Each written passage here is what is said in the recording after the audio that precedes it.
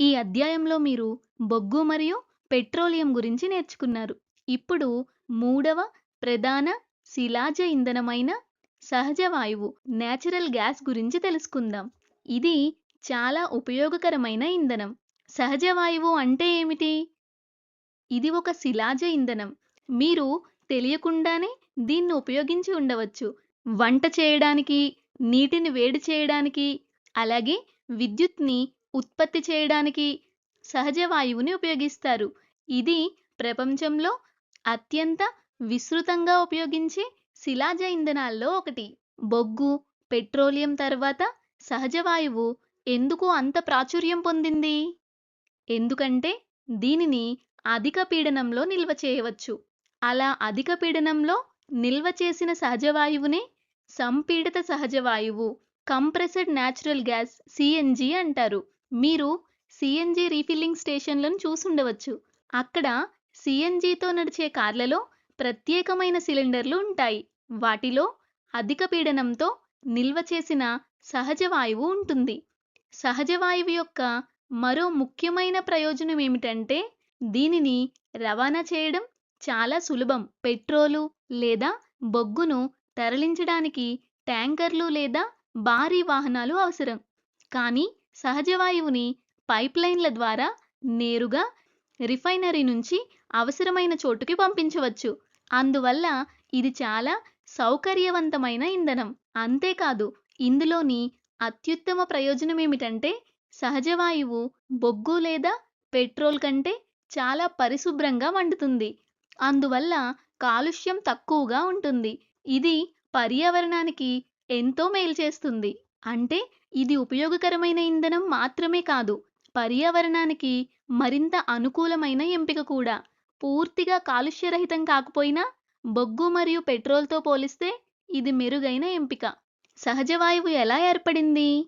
మీకు గుర్తుండుంటే ఇది పెట్రోలియంతో పాటు ఏర్పడింది కదా!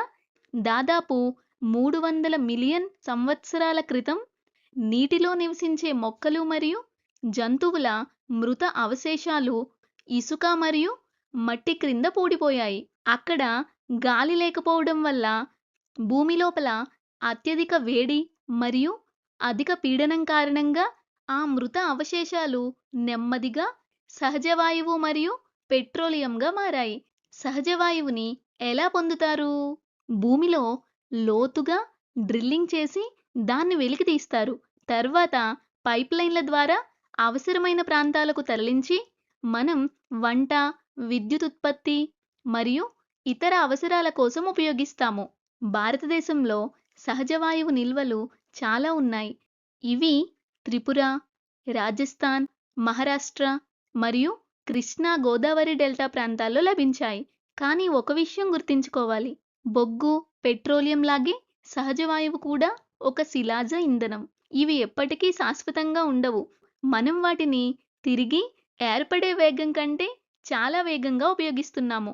ఇది ఒక పెద్ద సమస్య. అందువల్ల మనం శిలాజ ఇంధనాలను చాలా జాగ్రత్తగా, తెలివిగా ఉపయోగించాలి.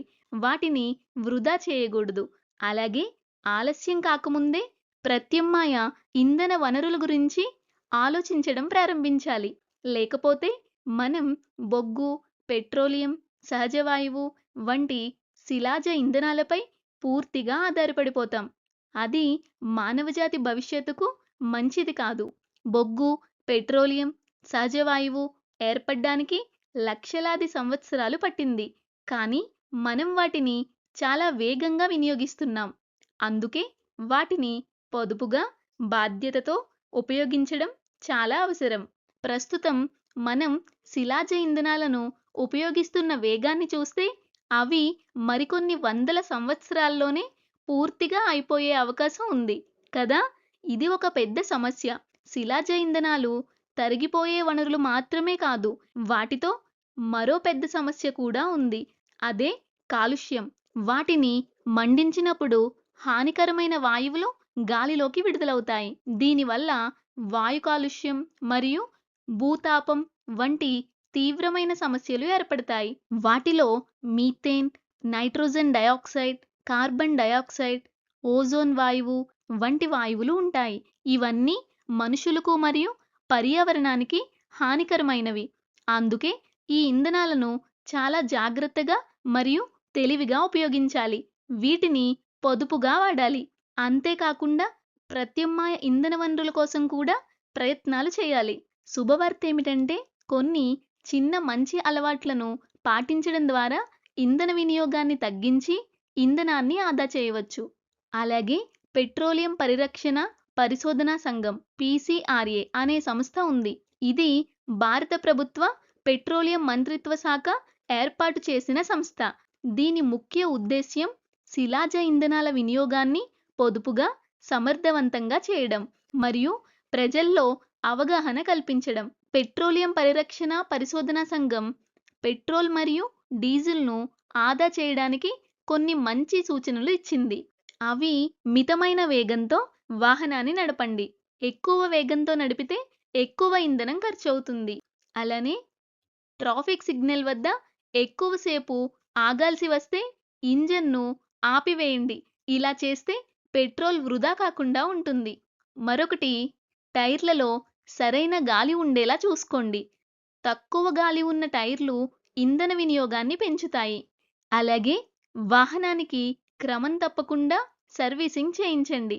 దీంతో ఇంజిన్ మరింత సమర్థవంతంగా పనిచేస్తుంది మరియు ఇంధనం కూడా ఆదా అవుతుంది.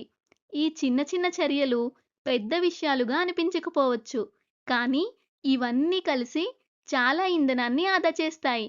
ఈ అలవాట్లను ఎంత ఎక్కువగా పాటిస్తామో అంత ఎక్కువ ఇంధనాన్ని ఆదా చేయగలము.